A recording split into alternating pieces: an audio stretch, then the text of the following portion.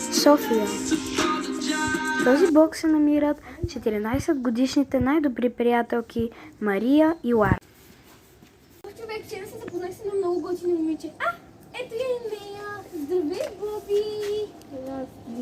Не разбирам как Лара ме заряза заради тази Боби. Ние сме от толкова дълго време приятелки.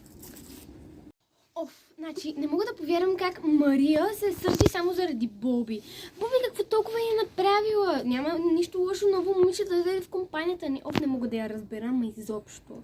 Искам тази Лара и Мария да ги разделя. Лара е толкова готина и ще стане. Не мога да повярвам, че ме заряза с тази Боби. Ние сме приятели толкова дълго време. Не мога да повярвам какво ли имаш от нея. Не мога да повярвам. Дай да ми стане и смешно. Не мога да повярвам просто. Аз сърдиха ли се, когато ми изневери с Цецко? Чао! Боби, ето я! Хайде, оправи се и се сърди, като толкова знаеш. Боби! Ще си го върна и ще види тази Боги! На следващия ден. Сърдла, какво правим? За развачката му, приятелки. Хубаво ли те с Боги? Хубаво ли те с Цецко? Цецко е друга тема. Не е друга. Защо ме заряза? Ти защо в първи клас така направи? Моя си е работа, защо съм те зарязала. Ти не ми се мешай. Ти само ревнуваш всеки път, който дори от братовчетка ми ревнуваш. Не мога да повярвам.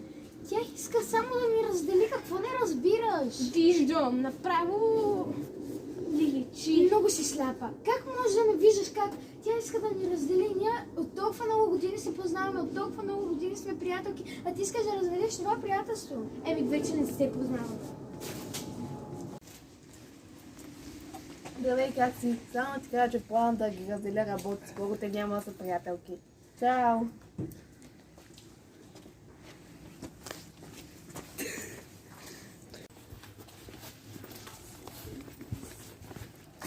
Не мога да повярвам тази Боги какво е замислила. Всичко все пак го записах на телефона си и ще го покажа на Лара. Тя ще ми повярва и най-накрая ще станем пак най-добри приятелки. Лара! За какво ме извика? Знаеш колко е студено? Какво искаш? Знам колко е студено. Искам да ти покажа каква е истинската Боги. Искам да ти покажа какво е намислила. Тук Мария показва записа, който е записал, че Боги иска да ги раздели на Лара, но тя твърди, че това не е истина. Не мога да повярвам Мария какви ми ги приказва, но все пак си замислих дали Боби всъщност ме лъже.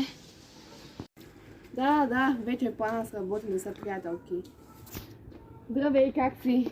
Как осмеляваш да ме питаш как съм? Ти през цялото време си искала да ни скараш с Мария. На те е срам. Не искам вече да ти говоря. Ти го помоля. Вече станах толкова... Не знам, просто... Толкова ме е тъжно, смисъл, тя не ми вярва. И казвам истината е за нейно добро това. Просто... Мария! Съжалявам. Чаках се храна за Боби. Трябваше да те послушам още от самото начало. Тя се показа такава тапачка.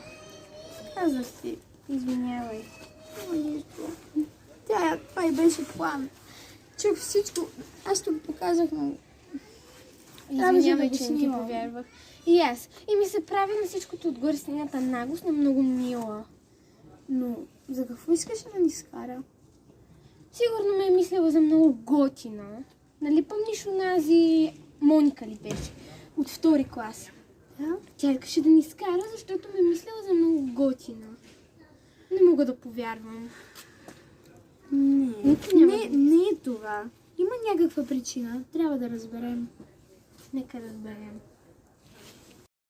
14-годишната Лара отива и пита Боби защо е направила това, а тя им казва, защото Мария я е наранила, когато са били деца. Но Лара я отрязва и Боби тръгва. Намеря някакви по-готини приятелки. Най-после тая ще ни остави на Мира, че направо ми писна от нея. Да се маха, да си ходи при някой друг. Това беше една красива история с хубав край между две приятелки. Оф, не мога да повярвам какво ни се случи. Бяхме в безизходица, но всичко мина. Вече се разбираме повече от прекрасно.